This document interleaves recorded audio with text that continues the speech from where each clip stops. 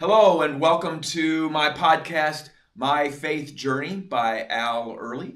It's great to have you with us. It's kind of named after my book, which you can get at Amazon.com, My Faith Journal.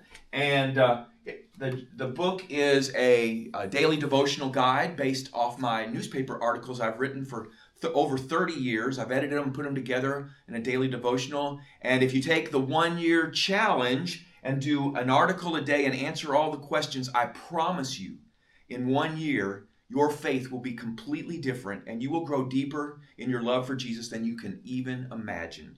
I have with me today a good friend in the ministry. This is Greg Allen, campus pastor of Southeast Christian Crestwood. And I'm so glad to have you with me. Thanks, Al. Honored to be here. By the way, that's a huge book. It is a big book. Big book. It's 300,000 words. Okay. So it's $20 at Amazon. That is a good deal. So they're not big words. They're small words. Oh, they're not big letters. Right, big font. right. Okay. Yeah, it's not one of those books on Amazon with a lot of white space. it's you get your money's worth. Okay.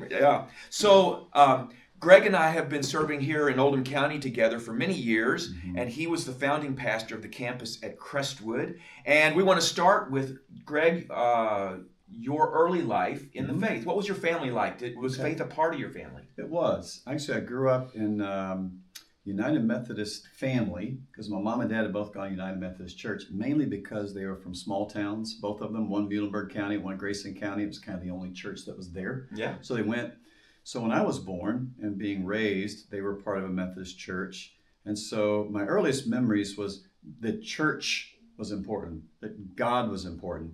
Didn't really hear the name of Jesus yet, but I knew that church and God were important and they were real to my mom and dad. And then by the time my first real memory of my own faith formation, a phrase I'll use, I was a freshman in high school, and our church, we had just switched to an independent Christian church in Elizabethtown, Kentucky, and a man named Jim Byerly from Colorado, who had graduated from Milligan College in East Tennessee, he became the youth minister, and I was a freshman in high school. The short way to say a long 2-year journey was that I believed the Bible because mom and dad did, and I was a church-going kid, good kid, pretty much a rule follower. But faith wasn't real to me. The stories in the Bible weren't real to me. But God used Jim to make the Jesus of the Bible real to me. I use the phrase, he put flesh and blood on Jesus for me. So Jesus wasn't like a storybook character. I know exactly what you're talking about. He was real to me. Right. And so I could tell you 50,000 stories about how Jim did that. I'll give you one. Yeah. It was the summer of my freshman year. He'd already been there for a few months.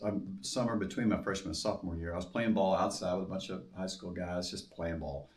And Jim pulls up in his Camaro convertible, which I thought was cool.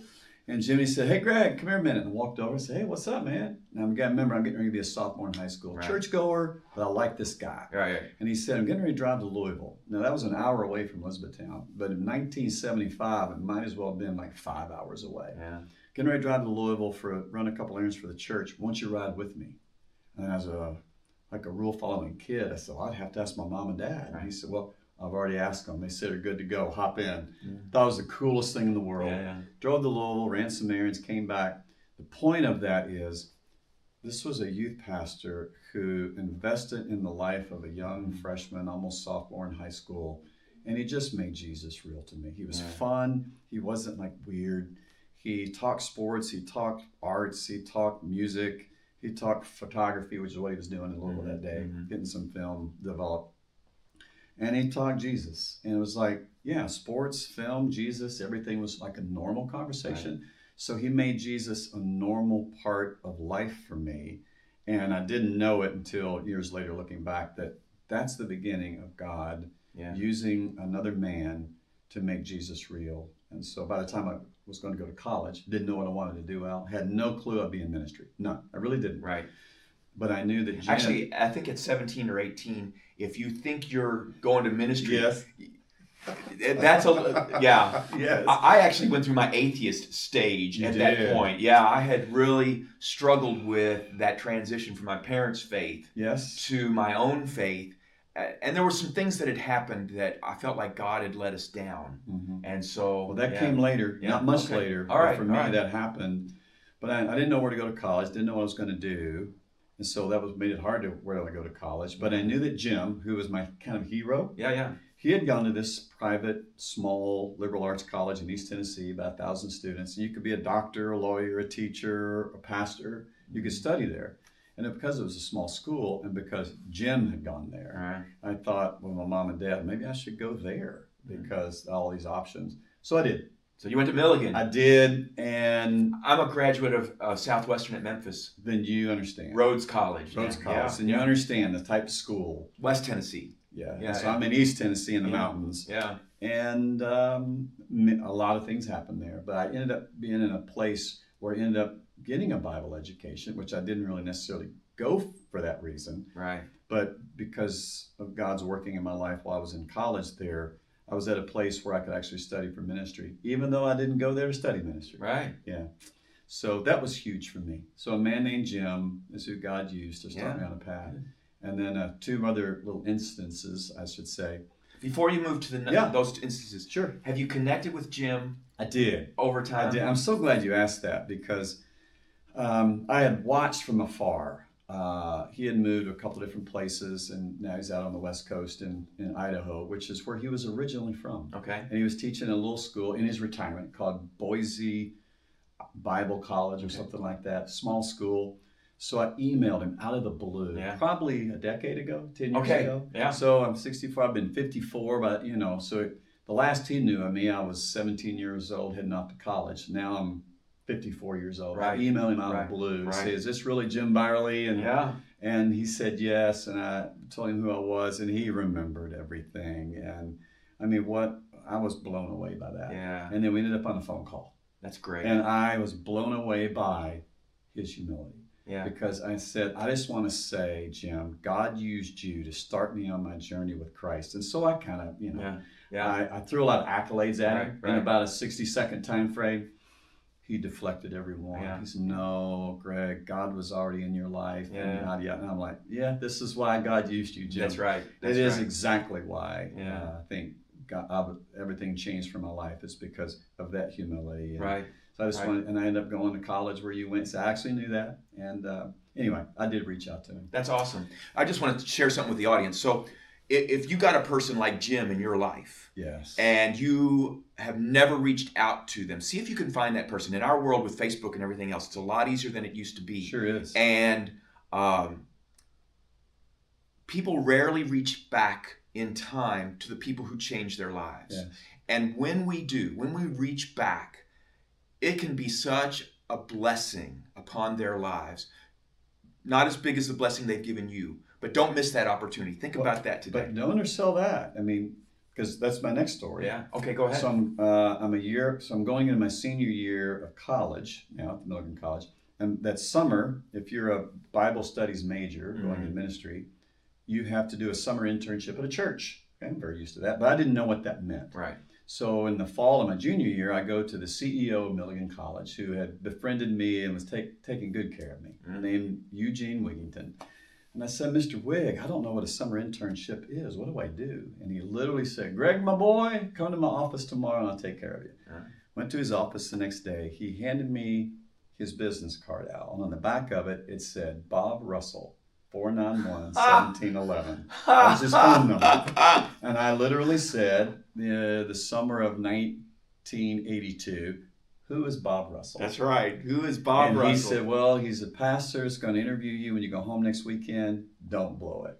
And so I went home, interviewed, and he said, yeah, when you finish your junior year, come spend that summer with us. And so I was an intern the summer of 82 because Mr. Wigington was kind enough to know that I needed probably some special attention. I was a special needs guy, okay? Meaning I needed some special attention. But I guess he just saw some potential. Tell folks a little bit about Bob Russell, because he's had a huge impact on the entire religious community of the Louisville metro area. And I didn't know that summer of 82. So Bob Russell started at Southeast Christian Church in 1966. Church started in 62, and he began at 66, and for 40 years was the pastor of Southeast Christian Church, which grew here in our city of Louisville to be an enormous church of about 18,000 people by the time he retired. And so by doing that summer internship, I was connected to Bob. Yeah. I go back and finish my senior year of college, and because I needed some years to mature, I came back to Louisville, which is where I was from, and I was going to go to Southern Seminary here in Louisville, Southern Baptist Theological Seminary, because a few of my professors had gone to Southern. They said, well, go to Southern. So I did. Plus, my fiance was here. Oh, well, that okay, Al. So I'd like to say it was God, but it could have been Laurie. Had you already met her? Yeah, we were high school sweethearts. Okay. We were going to get married after college. So I was coming home to my girl, but also a very good seminary. I had no expectations about the church whatsoever. So the first Sunday after graduation, I'm back at Southeast Christian Church where I'd done my internship. Right.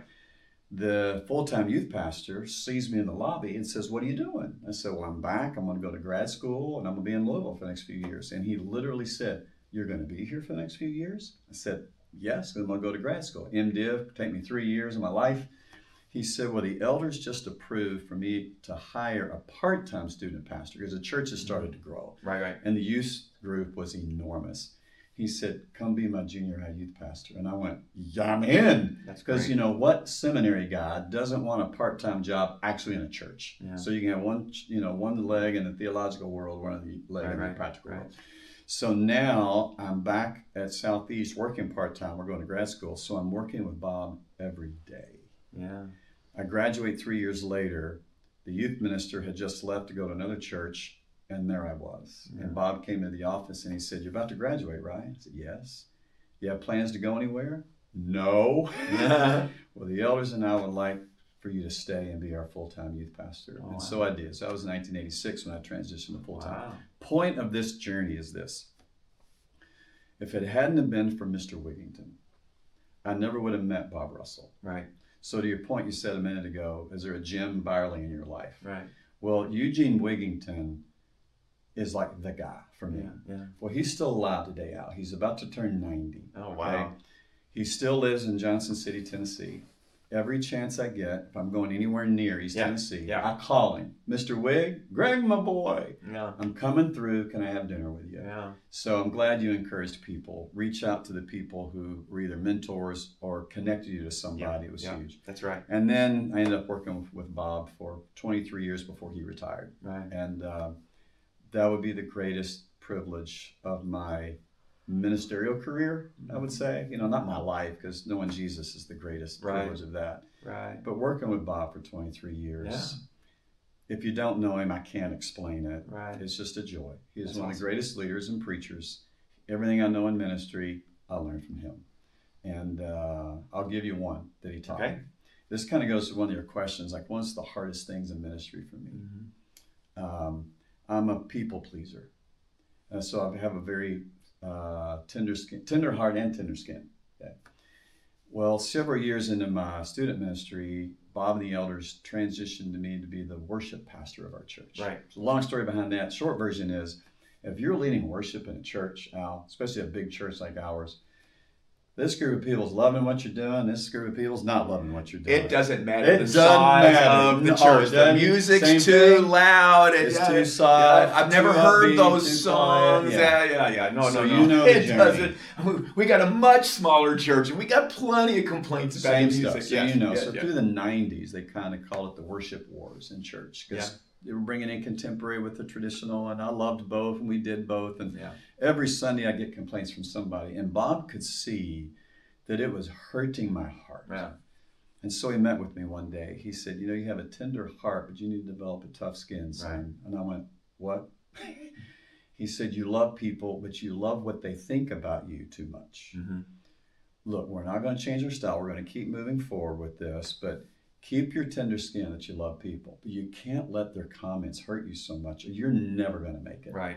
You say, keep your tender heart. I'm sorry. But get the tough skin. Did I say that wrongly? Yeah. Keep your tender heart, but you need to develop some tough skin. Yeah. But then he was you can't let these people hurt your feelings all the time. Yeah. And I'm like, okay, well, how do you do that? Right. He said, well, a couple of things. One is, when they're offering their complaint, listen with a tender heart to see if something in what they're saying, even though their tone might be out of line, see if there's any truth in what they're saying, okay? And hold on to that morsel. Right.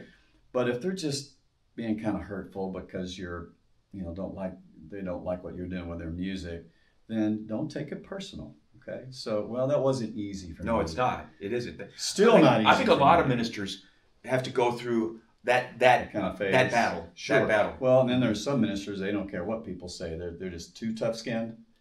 I haven't met too many of I those. have. I've met a few, Al. All right. And I won't name the denominations in which they minister, but I'll say that after the podcast. All right. Okay? Very good. But I learned that from him, and I think that's paid off for me today. Yeah. So I've been in ministry 42 years, but Right. my nature is to be a people pleaser. So if I don't think they're pleased with me, it'll hurt my feelings. Yeah. Well, I've learned to not let it hurt my feelings. That's good. And so, but I learned that from Bob. That's great. So Jim, Mr. Wigington, Bob. Bob. Those are the three guys Yeah. that God used to absolutely change my life for ministry things. Right. But and all of them were deeply devoted to Jesus, not just ministry, but to Jesus. And they all pointed me to Jesus in ministry. So yeah, that's a big blessing. Cool. Formation ministry was those three men. So, great story. There are many points that I connected with your story, and I'm thinking to myself, everything from 9th grade into ministry, here you are today, and it's been perfect. Nothing's gone wrong. Did you and God, if you're comfortable sharing, was there a time when you and God kind of were battling? And you're saying, "What's going on, Lord?" Or "Are you there, God?" Or has it been, very real. Yeah, very real. Yes, it was an instance in my internship the summer of '82. So I'm 21 years old. Believed in God with all of my heart. I believed the Bible to be true.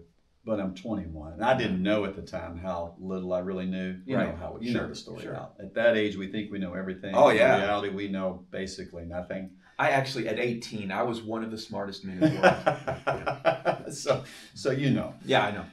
So the summer of that year, there was it's still kind of hard to talk about. I didn't know them very well, but it was Phil and Jenny, and they had a 2-year-old, and their 2-year-old died of leukemia. Yeah. And a 21-year-old could not process that in my theological mind, in my practical mind, in my emotional mind. There was nothing in me that could handle that. Yeah. And I think for a lot of pastors, we may have a soft spot for different areas of people, okay? Mm-hmm. Mine are children and recovering alcoholics. Okay. I don't drink, and I'm friends with so many alcoholics. Yeah. I do have children and I have grandchildren, but I didn't know I have such a tender heart for children. That was part of it that I didn't understand. So at 21, Phil and Jenny's child died, and just privately on my own, I couldn't figure that out. Right. So it hurt me. And where it hurt me is that I thought, Al, that to be in ministry, I had to understand everything. Mm-hmm. I didn't know that was a real thing. Okay. Meaning that you won't understand everything. Okay. But believing and understanding are two different things. Hold that place card. I finished my senior year of college.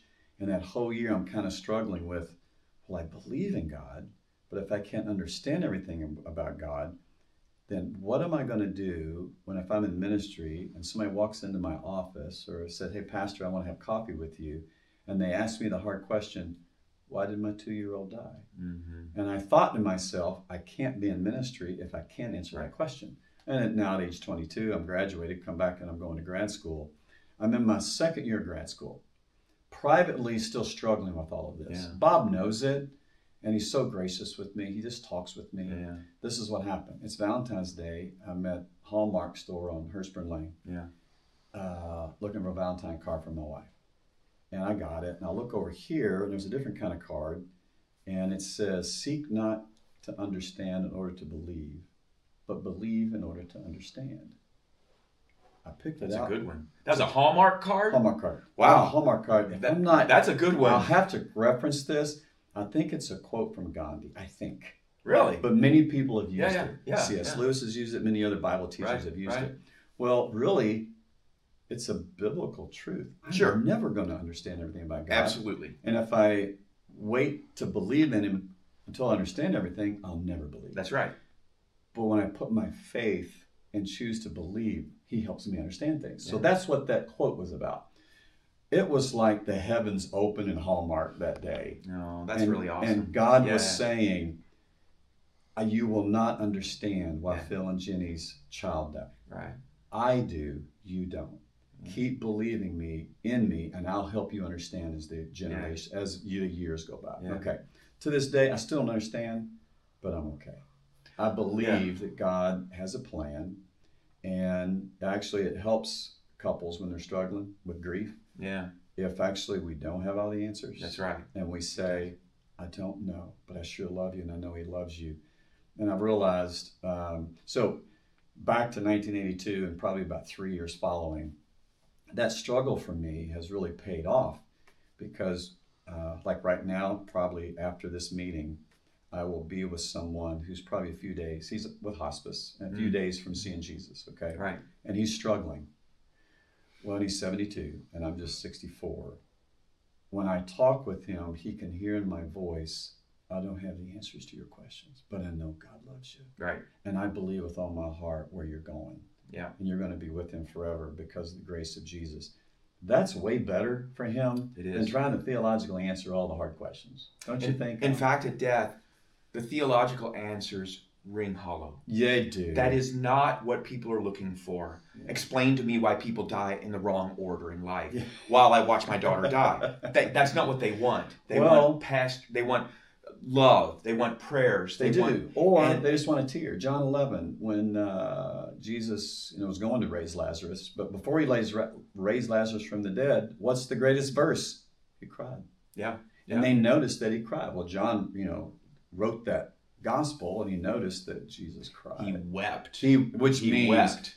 It was not one of those. No, it may have been an ugly cry. Yeah, it may have been. It may have been shoulders shaking. So when we cry with these people, and not try to give them theological answers, I think that's what Jesus would do. So that was a hard season for me, but I learned in that season, I understand more than I did 40 years ago. Right. I don't understand it. Absolutely. And don't you think our church families are greatly encouraged when they hear their pastors, especially their pastors that are so much older than them, say, I sure don't understand everything, but I have faith that this book is true, the Bible, and that what it teaches me about Jesus is real, and I'm holding on to my hope in Jesus. They want to hear that more than, all the doctrines that we could espouse. I could. It's not what they need. Yeah. I think when I was in college, I had a chance to deal with and that was probably one of the biggest. It was in college that I felt called to the ministry, my sophomore year, and the thing that scared me the most about being a minister was death. Death of the people in the wrong order. We had a college course by one of the religion professors called Pain, Suffering, and Death. It was one of the most popular courses the college offered because the professor posed to us theological, psychological, critical articles and all kinds of challenges for us to face our own mortality. Mm-hmm. And what did that mean? And I came out of that class not fearing death, firm in my faith, so that when I said something to someone, I don't know, but I do know this, and they could tell in the confidence, the certainty, God was there, God's here, that's it. God, you are not alone, and I found that to make a big difference in pastoring people through death. That's really neat. That's really neat. So you've been a campus pastor since the church started. How long ago was that? Well, you said something in the introduction that I want to correct. So I started on our staff almost 42 years ago. Yeah. For 30 of those years, I was the students for 7, worship for 23. And 12 years ago, I transitioned to be the campus pastor at one of our 14 campuses, Crestwood, just down the road from you. Right. But when I transitioned there 12 years ago, the campus has already been going for 2 years. I didn't know that. The original campus pastor was Kurt Souter, do you know Kurt? He was the men's minister at our church until the campus opened, and he went to be the campus pastor. Okay. Oh, I thought you were the first one. No, but speaking of pain and suffering and death, 2 years into him being the campus pastor, his wife, who at the time was only 45 years old, brain cancer. Right. And the doctor says she has a year. So Kurt told our elders, if I have 1 year with my girl, I'm out. Right. I'm going to go spend it with her. And so I ended up transitioning in. It was bittersweet for me, sweet because I had led worship there a lot. I actually was born in Crestwood. Okay. I knew most of the people because they'd come from Blankenbaker, the original campus. Yeah.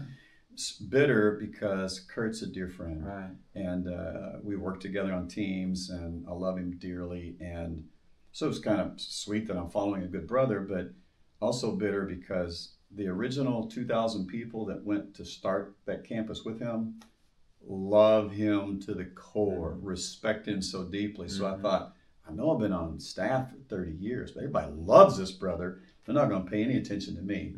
Well, he had started that core of people so founded in prayer and in trust in the Word of God and being connected in small groups. They were so spiritually ready for the next guy anyway. It was no problem. And they most of them knew who I was anyway. So I followed Kurt. So I've been there 12 of the 14 years. All right. Yeah. Very good. Dear brother. Very good. And it's been a great ride.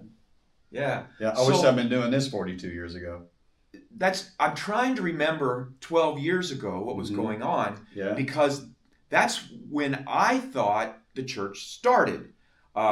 And of course, you'll remember this day. We talked about it not that long ago. Well, we got this new church here in Crestwood, and it's a big church, and there's a little bit of inter-church squabbling about, we don't want Southeast here.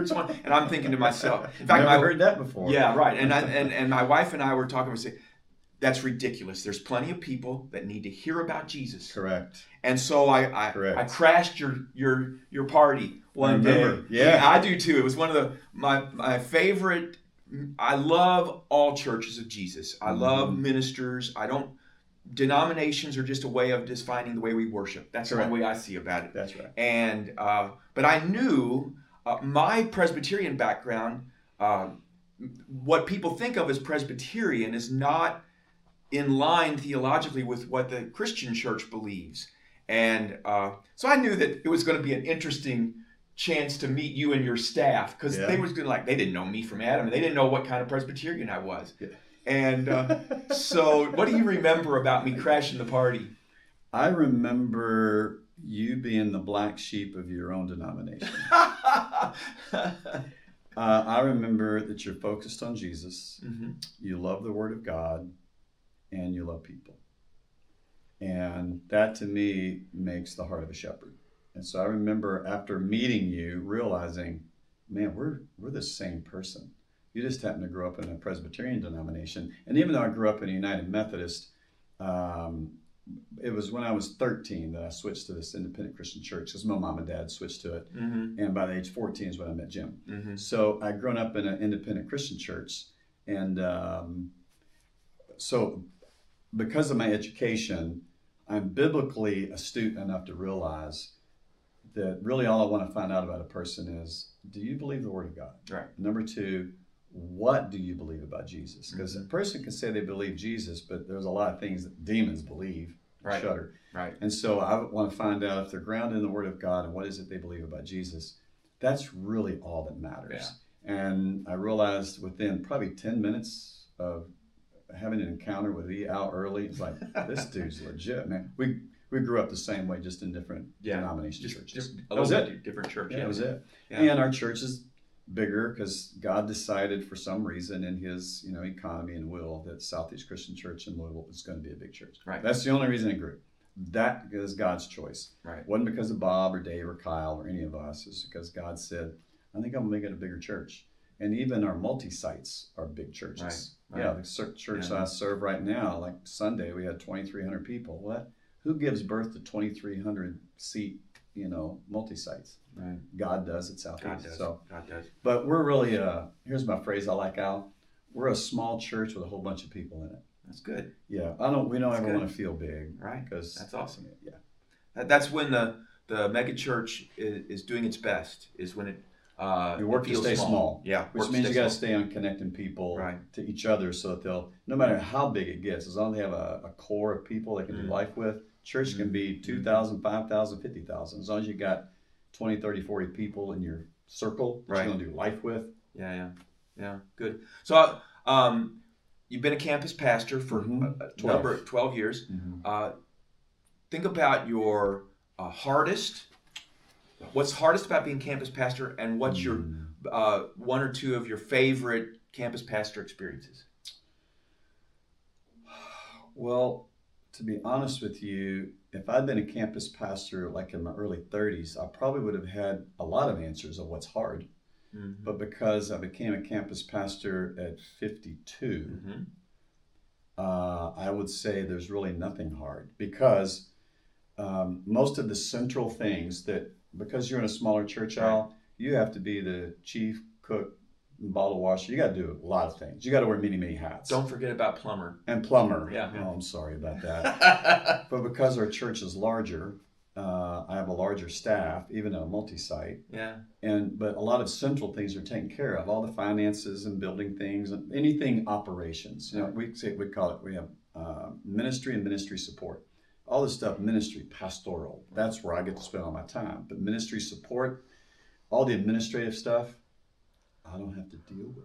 Oh, you got an administrator. Yeah, so I can't tell you. I'm so sorry. But so you ask, there's really no downside. Yeah. And plus I've learned after all these years, there's so many things that I probably would have worried about in my 30s. No, I don't have to worry about. Ask my administrator, you got that?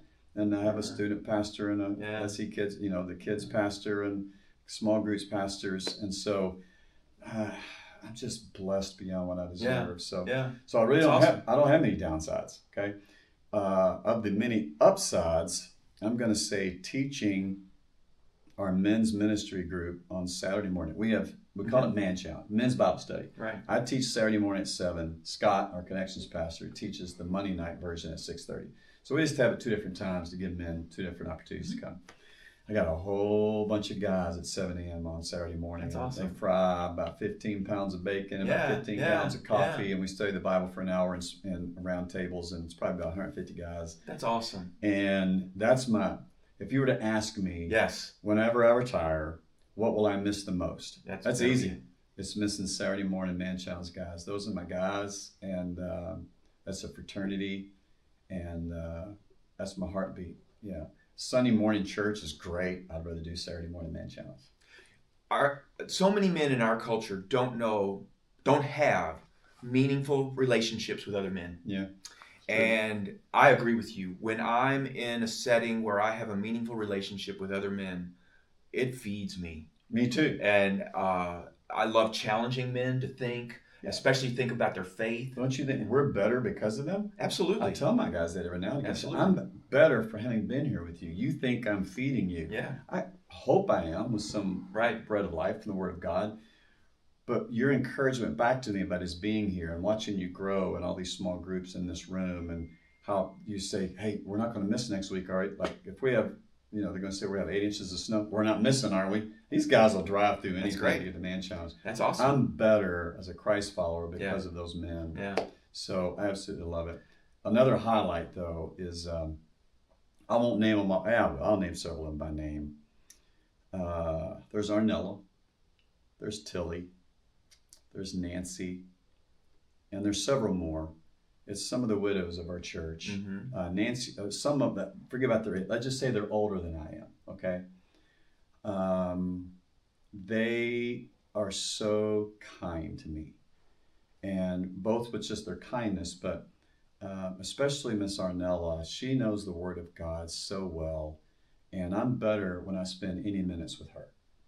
Miss Tilly, for some reason, just thinks I hung the moon. She doesn't realize I am no better than she is, but for some reason she thinks I am. So she encourages me so. And Miss Nancy, she's actually not that much older than I am, and she's actually had 2 husbands die of cancer. And when I'm with those ladies, they just make me feel like I'm the greatest pastor in the history of being pastors, Yeah. And they just have no idea how my heart is encouraged every single time I'm with them. And that's just 3 of them. Right. I can name you a bunch more. So I got this little saying with my staff. I'm pretty big with 85-year-old widows. Now those ladies are not that age, but if they've been widowed for a long time, they're in their mid-80s, for some reason, pastor's here, can I come see you? Yeah. That's one of the highlights of my life. Those ladies are like, my mom died 8 years ago, and so these ladies, some of them are like mom to me, and I wouldn't. If they hear this, I say it respectfully, because a few of them are old enough to be my mom. Yeah. But they're just kind to me. Yeah. They take care of a young pastor. Yeah. I'm 64 and they think I'm a kid. Right. Yeah, yeah, yeah. My I had a friend in one of my previous churches, Ruby. Oh Uh, yeah, that's a classic name, Ruby. Ruby, and I learned from her. She was my surrogate grandmother in Mm-hmm, Gallipolis, mm-hmm, Ohio. mm-hmm. She looked after me. She cared for me, and I teased her one day because I noticed she always smiled, and she was relaxed, and her wrinkles were in the shape of a smile. I called them smile wrinkles. And I made a personal pledge to myself. I told Ruby, I said, Ruby, when I get old like you, I want to have smile wrinkles just like you got. And I think I'm doing a good job at it. I try to laugh and smile at all the time. That's a lot of joy if even your wrinkles smile. That's it. And Yeah. Ruby did. She had smile Ruby. wrinkles. I loved her. Loved her to Ruby. death. You know what I love about that? That's one of the old school names back in the day. Well, one of my granddaughters who turned 4 years old today, her name is Ruby. That's a good name. Yeah, Ruby June. That's a good name. So, how many kids you got? I have 3 daughters, Three daughters. and I have 5 grandchildren, Yeah. and it is the greatest thing Yeah. in the world to be a granddaddy. All right. And you've been married how many years? 40. Laurie and I were married 40 this past August. Yeah. All 3 of our girls married wonderful guys. That's and great. The oldest 2 have children. The youngest, who's considerably younger than her 2 older sisters, she was just married a year and a half ago. And he's in med school, so they probably won't have children for a while. Yeah. So there, maybe more grandchildren in the future. In the future. Yeah. So one of the questions I like to ask folks, because I know in my own personal journey, this is a really big deal. How would you say, you mentioned your wife and you were high school sweethearts. Mm-hmm. Was faith a part of your all's relationship in the earliest days before you got married, and how has faith impacted your relationship with your wife? Yeah. I've been blessed in every manner that, my parents raised me to know God, and the church was a big deal. And then so when my faith developed on my own, that's where Jesus, my mom and dad would talk about God in the church. Right. Jim introduced me to Jesus. That makes sense. You know what I'm saying? I know exactly what you mean. Wonderful, godly parents. They just didn't talk about Jesus as much as God in the church. And then to have the journey of education and those people introducing me to great people and have been in one of the greatest churches to work in all these years. So that's been a huge blessing. Well, the girl I married has the very same story. Grew up in a family that taught her about God and Jesus and the grace of Jesus, which she was ahead of me on that. That's going to be part of this conversation in a second. Yeah. And she went to a wonderful school too. But we were both Christ followers in high school. Went to different churches. I went to an independent Christian church. She went to a Southern Baptist church. Mm-hmm. I knew about rule following. She knew about grace. I'll come back to that. All right. And so we go to separate colleges. We come back. We get married. And so a lot of benefits are we already knew Jesus. Yeah. Like, I'll give you a practical example. The discussion about do we tithe or not? Well, it was easy. Right. We were both raised to tithe. Yes. So it's easy for us. So a lot of the things that young couples had to figure out about their faith part of the relationship was easy for us because we were both raised to know God. Okay. But back to the rule following and the grace. I didn't know what a gift my wife Laurie was going to be to me. Mm-hmm. And actually her family, especially her daddy. My parents were wonderful and they're sweet as can be. So it's had nothing to do with my mom and dad. But we grew up, my formative years in high school was in a church that was really big on obedience, which is great. But it was really big on works righteousness, which is not great because that is not a biblical truth. And so, you pray to God because you ought to. You read the Bible because you ought to. Mm-hmm. So if you grow up in a lifestyle of ought to, there's no joy in that. No. You got to get or grace. Correct. Right. So somehow you got to get to want to. Yeah. Well, I was growing up in this works righteousness kind of thing, but then I go to college and grad school, and because I'm at Southern Baptist Seminary, I hear a lot about grace. Yeah. Well, as I'm hearing about and studying about it more, because I really wasn't taught much about that through high school and even in college, really, to be honest with you. But I'm watching my wife live, and I'm watching her parents, especially her daddy, who is all about grace. Mm-hmm. And they collided meaning in a good way. Yeah.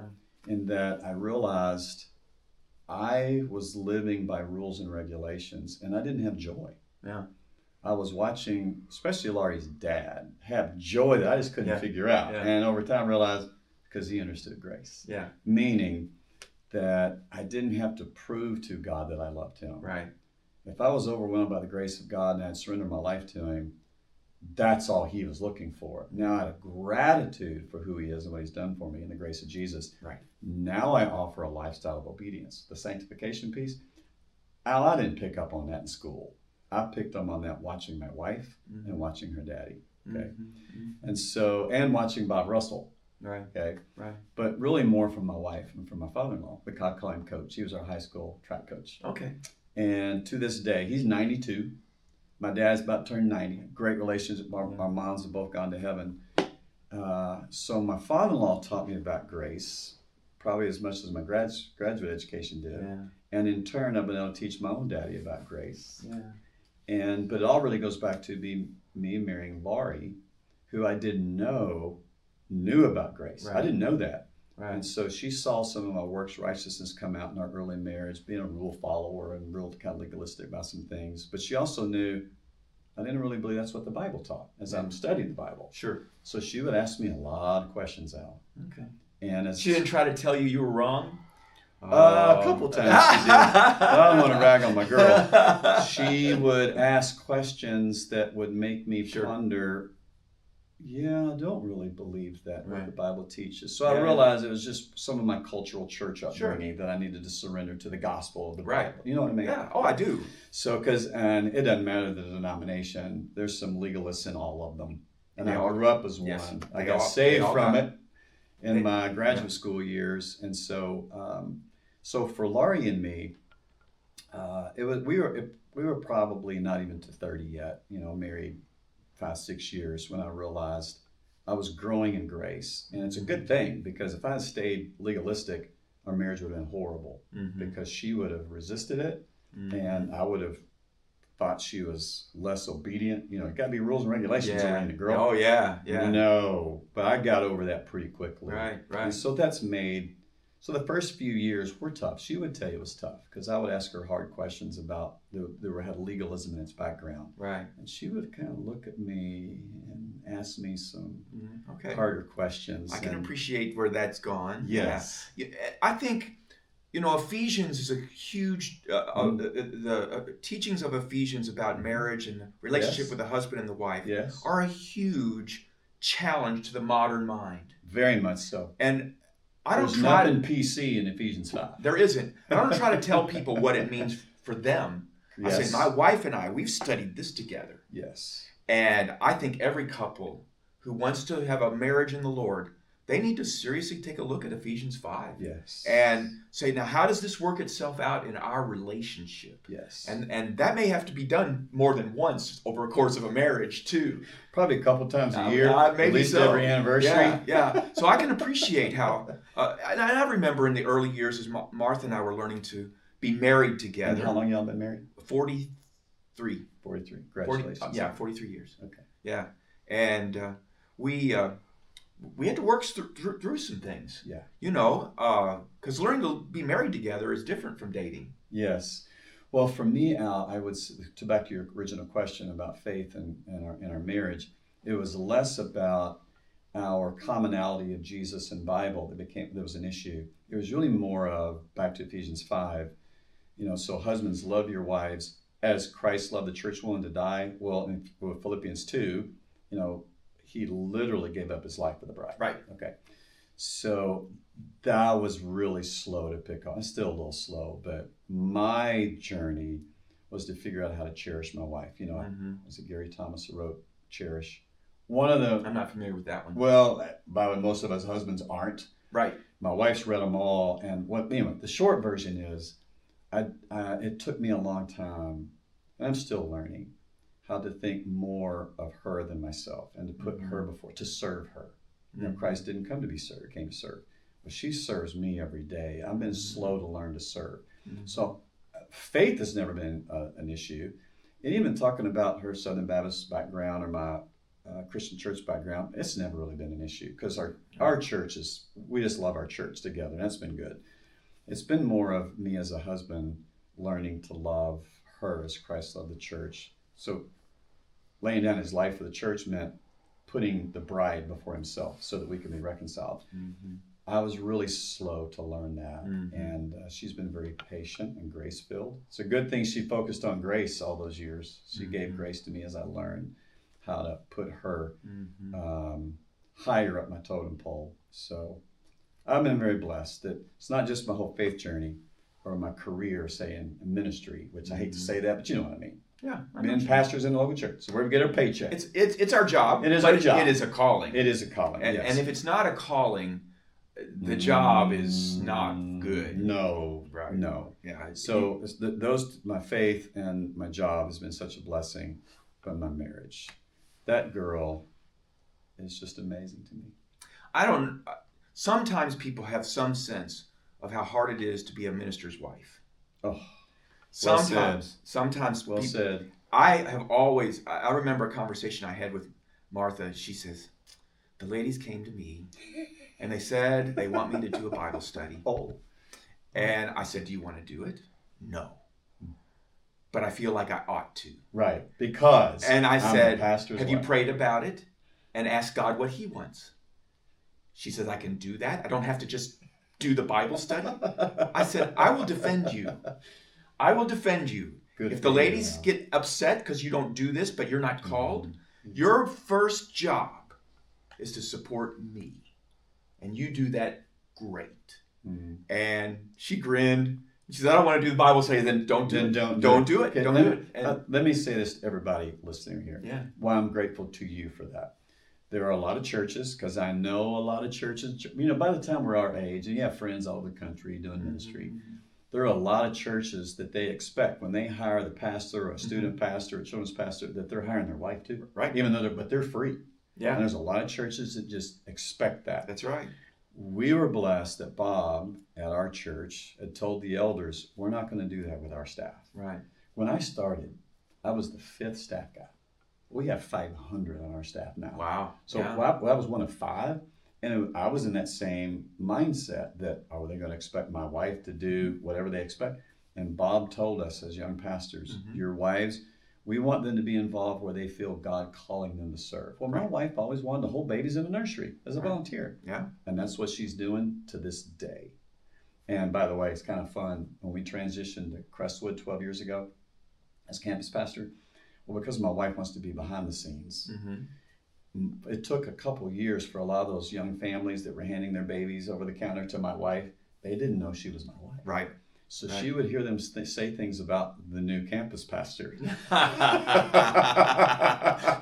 my wife's heard a few of those things too through the years. Yeah. She would say, hey, honey, I heard something today. Fortunately for us, you know, she said, hey, these people sure love you. Well, I can tell you one of the reasons why. Kurt Souter is the first reason. Right.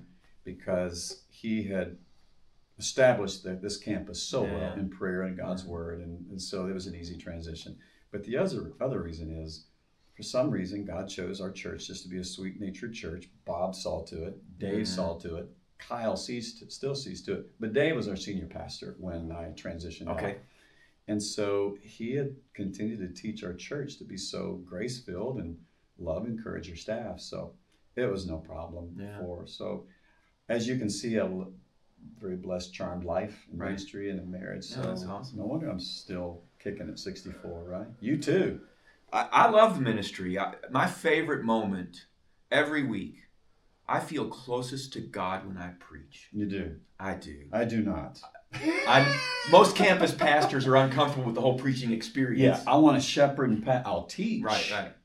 But you were gifted and called to preach. And I know that about you because I hear your church family say it, and the other folks in the Oldham County Ministerial Association say that about you. But yeah, I don't like a 30-minute. How long do you preach? What's a normal sermon? Well, fluctuate, Al? I probably shoot for 22. What's your church family want you to do? And they don't even look at their watch. Okay. I would probably say I get close between 25 and 30 minutes. Okay. Most sermons. So go with that. Let's say it's 30. I struggle with preaching because that's a 30-minute presentation, which I'm fine to do, but the reason I like teaching a men's Bible study with a whole bunch of men is because I'll teach for a few minutes, ask them to discuss it at the table, and there's feedback. Right. Because Bob would always, I like that too. Bob would always say, don't answer questions that people are not asking. Right. which means to really know what they're asking, you got to ask them. So now I do that when I preach sometimes too. Oh gosh, not all the time, but I do that sometimes. That'd be mayhem in Crestwood if I did that. And the congregation, he wants us to answer now, and they're pretty good at it. Yeah. Well, in a setting on our Sunday morning, that would be mayhem. Yeah. But on a Saturday morning with 150 men, and it's just men, Right, and there's no women allowed. It's a fraternity, and I love that setting. Yeah. But I couldn't do what you do. I mean, I could, but I wouldn't enjoy it. Right. And I don't feel that close to God when I'm doing it. I Yeah. feel I'm laboring. But on Saturday morning, I can't wait to get there. Yeah. And when the hour's over, I wish it wasn't over. Right. Yeah. Right. Well, that's and that's why you have 500 members on staff. Everybody's got a different role. Different role. And where I want to say this to you, I knew this about you before I met you because Mike Berry told me in advance. It's one of our brothers, and who loves you dearly and has deep respect for you. I'd already heard the intel on Al Earley, that you're a shepherd, and you love your people. You're not afraid to do all the different aspects. I'm not either. And by the way, when I was an intern in the summer of '82, I did everything, including taking the mail to the post office on Bishop Lane or Gardner Lane, wherever it was. I'm not a very good plumber. I'm not. I just say that. But you do a whole lot. You do many more varieties in the ministry than I do, and I appreciate you for that. Well, thank you. Because I don't know if it's a blessing or not. I can focus on fewer things, and you have to focus on many things, and I have deep respect for you for that. Well, thank you. So if your church family watches this, make sure you appreciate your pastor. Yeah, that'd be nice. So I have one more question. Okay. And this is a little bit different one, but it's a question I like to answer. Where have you seen God do miracles, either in your church or in your ministry? What are some of your favorite miracles? And we'll wrap up with that. Okay. There's so many. Yeah. Try to do it without getting them. It's hard. His name is Hintz. Mm-hmm. Hintz Bennett.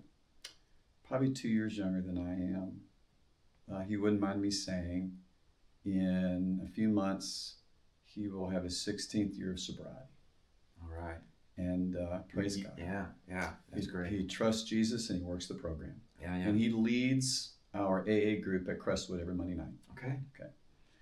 We have many, many, many alcoholics in all of our churches, and they don't like to be known. Right. But eventually they may seek us out as a pastor. Maybe. Okay.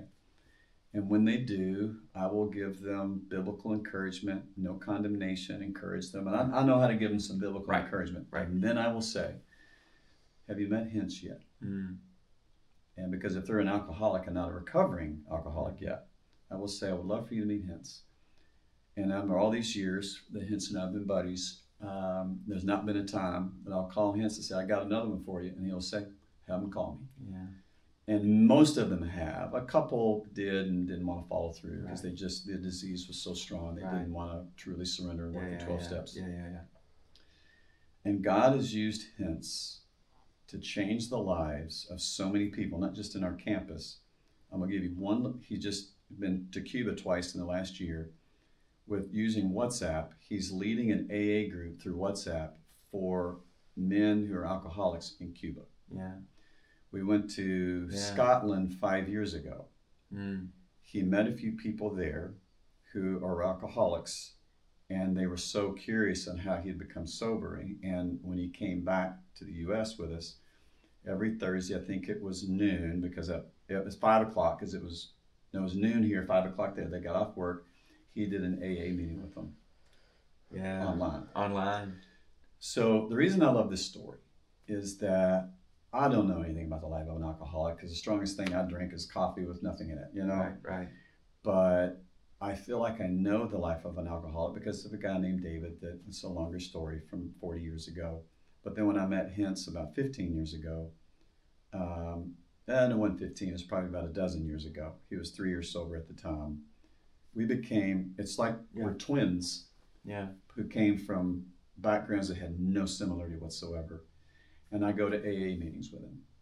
And I feel at home because Hence has taught me the life of a recovering alcoholic. He's taught me about the grace of Jesus. He's taught me how to be grateful for the little things. Right. And that's a miracle in a man's life, but it's a lot of hard work involved. Yeah, that's Yeah. a great miracle. I mean, sobriety is a miracle. It is. It's just a miracle. It is. And if you're unfamiliar with alcoholism, you don't understand the statement you just made.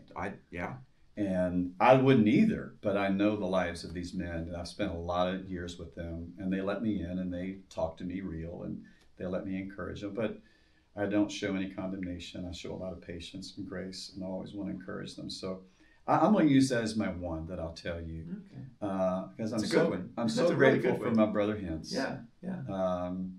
We're nothing alike, and yet we're like twins. When we can see how God's doing miracles in other people's lives, and we just we're like an audience, you know? Yeah. Go God. Yeah. Go God. Yeah. God is so good. Yeah. You know? Yeah. So good. Yeah. And I love that He's taught me how to look for the pain in people. I wouldn't have known how to do that. He's taught me how to look for it. Yeah. Don't just wait for it to come out. When we're meeting new folks, is to listen to them in a way to figure out there's some pain in there, isn't there? And Hens has taught me to do that. That's great. Yeah.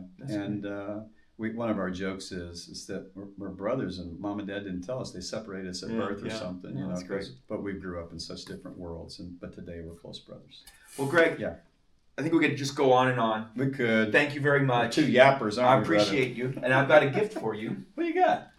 The book itself? You get the book. I get the monster You get the book. I've signed it on the inside cover. Wow. And I hope my that word. you will enjoy it and share it. And brother, I hope it blesses you.